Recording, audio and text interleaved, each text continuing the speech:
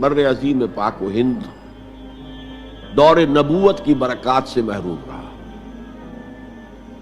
پھر یہ کہ دور خلافت راشدہ کی برکات سے بھی محروم رہا.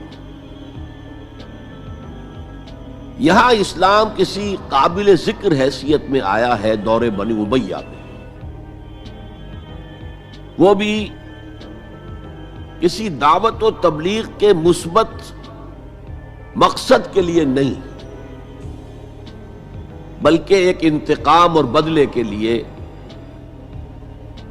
کہ کچھ مسلمان تاجروں کا ایک بحری قافلہ جو سرندیپ سے لنکا سے جا رہا تھا عرب کی طرف، اسے یہاں کراچی کے قریب اسے یہاں کے سندھی ڈاکوؤں نے لوٹ لیا.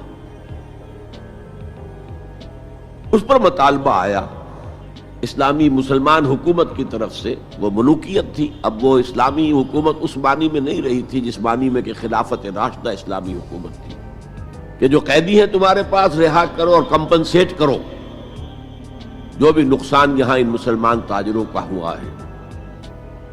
جب اس کے جواب میں بالکل منفی رد عمل موصول ہوا تو پھر چڑھائی کا فیصلہ کیا گیا، گویا کہ یہ ایک سزا دینے کی ایک مہم تھی.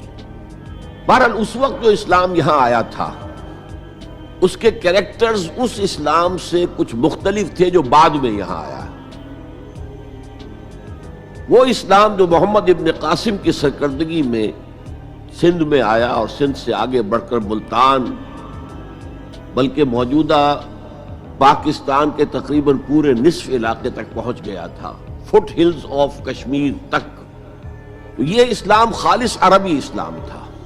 ملوکیت تو آ گئی تھی لیکن بدویت اور عربیت جو ہے اس کی چھاپ اس پر ابھی گہری تھی.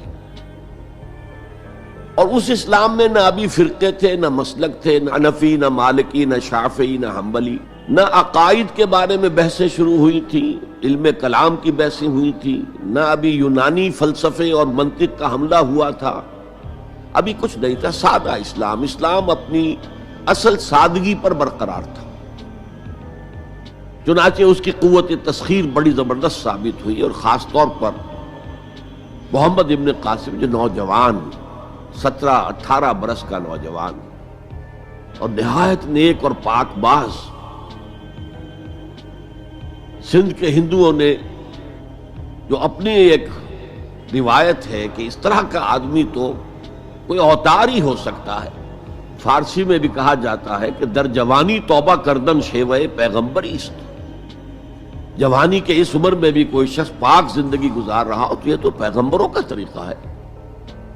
اور ہندوستان میں تصور پیغمبروں کا نہیں تھا، اوتاروں کا تھا.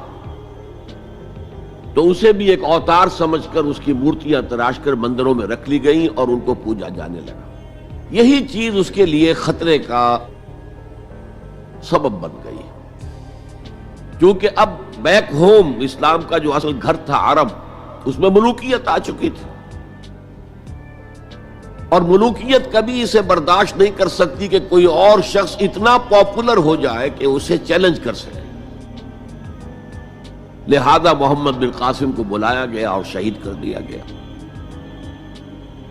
اب اس کے بعد ظاہر بات ہے کہ وہ اسلام ریسیڈ کرنا شروع ہوا، واپس آنا شروع ہوا. اس کے کچھ اثرات اس علاقے میں رہ گئے، لیکن اسلام کی واپسی ہو گئی. یہ اسلام کا پہلا ورود تھا بر عظیم کی سرزمین پر.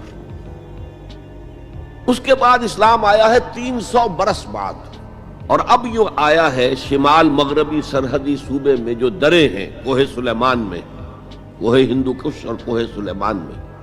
درہ خیبر ہے، درہ ٹوچی ہے، درہ گومل ہے، درہ بولان ہے، یہاں سے آنا شروع.